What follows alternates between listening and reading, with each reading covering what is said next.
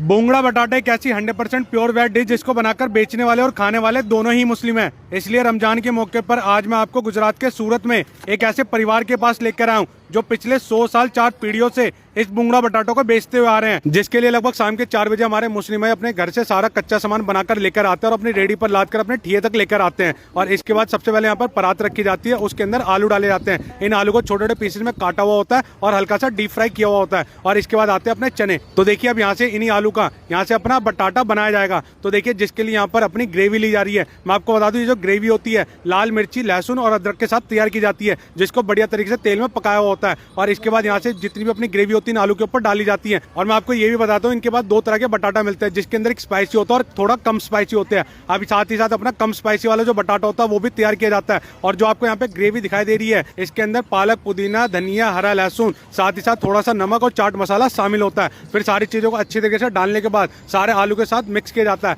अब यहाँ से बारी आती है अपना चटपटी बनाने की। तो भैया चटपटी का जो मतलब होता है वो देखिए जैसे अपना चना होता है उसी के ऊपर जो अपना हरे वाला मसाला होता है वो इसके ऊपर डाल दिया जाता है। और बढ़िया तरीके से गार्निश करने के लिए इसके ऊपर थोड़े से धनिया की बारिश की जाती है। इनकी दुकान पर आपको बोंगड़ा बटाटा तो खाने को मिलता ही है, साथ ही साथ चटपटी और इनका एक मिक्सचर होता है वो भी मिलता है। तो देखिए यहाँ पर मिक्सचर बनाने की तैयारी हो गई है, जिसके ऊपर यहाँ पे भैया जी ने थोड़ा सा मसाला डाला है और अपना ऑयल डाला है और सारी चीजों को अच्छे तरीके से मिक्स कर दिया है। और देखने में आपको दिखाई दे रहा होगा कि इसके अंदर चने और आलू शामिल होते हैं और थोड़ा सा फूड कलर भी होता है। अब इनको और बढ़िया तरीके से सजाने के लिए ऊपर से अंगूर भी लगाए जाते हैं। और ये जितनी भी डिश है प्योर 100% वेज होती हैं। अब बारी आती है अपने बोंगड़े की। तो भैया बोंगड़े को आप सिंपल भाषा में फ्राइम्स भी कह सकते हैं और अपने अगर 90s के बच्चे हैं तो इसको कचरी कह सकते हैं। तो देखिए भैया अपना जितना भी कच्चा माल आया था वो यहाँ से फाइनली बनके हो चुका है तैयार। अब यहाँ से कस्टमर आने शुरू हो जाते हैं जिनके लिए प्लेटिंग लगाई जाती है। तो देखिए प्लेट लगाने के भैया जी छोटी सी कटोरी ली है, साथ ही साथ अपने दोनों बटाटे जिसके अंदर स्पाइसी और कम स्पाइसी शामिल होता है वो डाल दिए जाते हैं और ऊपर से थोड़ा धनिया डाला जाता है और साथ ही साथ यहाँ पर मूंगफली भी डाली जाती है।